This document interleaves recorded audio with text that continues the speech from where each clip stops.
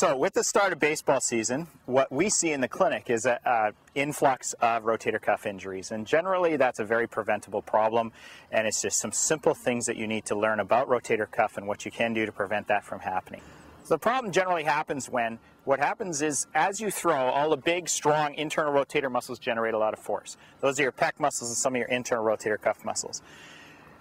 We use those all the time during our lives to lift things and carry things. The problem is we don't generally work what are called your external rotator cuff muscles, which are the ones that as you generate the force and release the ball, those muscles contract and try and slow your arm down, so it slows down the speed once you've released, plus it keeps your arm from flying off your body.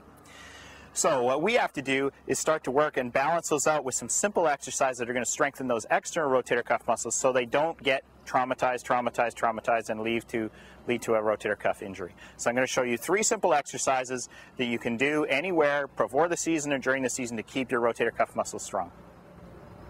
One of the first exercises involves some simple exercise tubing and having something you can tie it around. You can do this in any location.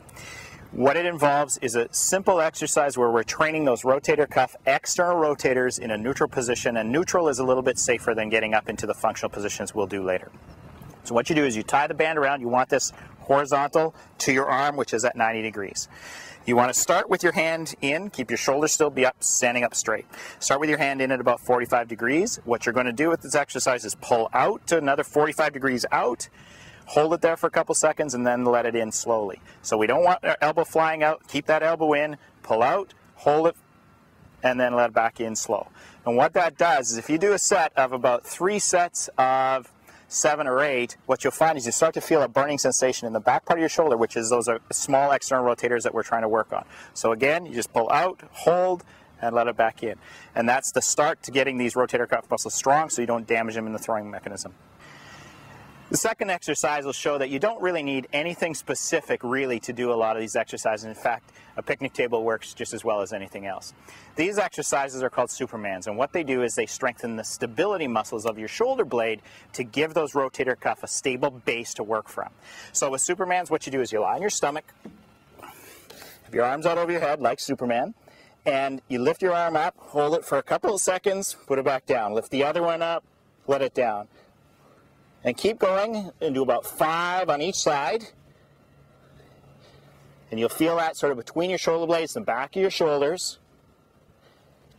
And once you're done the set of 5, you actually give it a rest, because you want to give muscles a rest so that they recover, so then you can strengthen them again. If you do too many in a row, what will happen is you will break down. So that exercise will give you a stable base for those rotator cuff to work from. The third exercise involves using your shoulder in a stabilizing position. We very rarely use our rotator cuff to actually stabilize in a weight-bearing situation, and this is something that'll start getting them to work in that fashion. So what you do is you get down on your hands and your feet. So you put your feet apart and your hands together. Back flat, not up in the air, down flat, and stable position. In that position, you're going to lift one hand up to the opposite shoulder and put it down without shifting your weight. So bring this one up and put it back down. What you don't want is as you do this to drop down like that. You want to be nice and stable. Control, use those muscles to stabilize your shoulder, put it back down. Use the muscle to stabilize this one and put it back down. In that position, what you're going to do is do about 3 sets of 5 with each hand. Give it a rest, do another set of 5, give it a rest, and another set of 5. So the fourth exercise is a progression of the other 3. Once you're good at the other 3 and they start getting easy, then we can actually start taking your shoulder and strengthening it in a functional position. So a position of as we release the ball and we want those muscles to kick in and slow down, now we can work it actually in that position because it's strong enough you're not going to hurt yourself. So what you do is, again, use your exercise tubing, tie it to something, but now you want it something high. It's about the level of your forehead. And you're going to start, again, upright, standing upright, arm up in a 90-90 position, which means 90 degrees forward, 90 degrees out. So 90 degrees, 90 degrees, okay? So we're going to stay there in that position and pull back, hold it, and let it out slow. Pull back, hold, and let it out slow. And you keep going, but this one is a very aggressive exercise for these little tiny muscles, so you want to start with maybe a set of 5, do that 3 times, and then progress as you get stronger and stronger. Then you can go up into doing maybe a set of 10 with 3 times.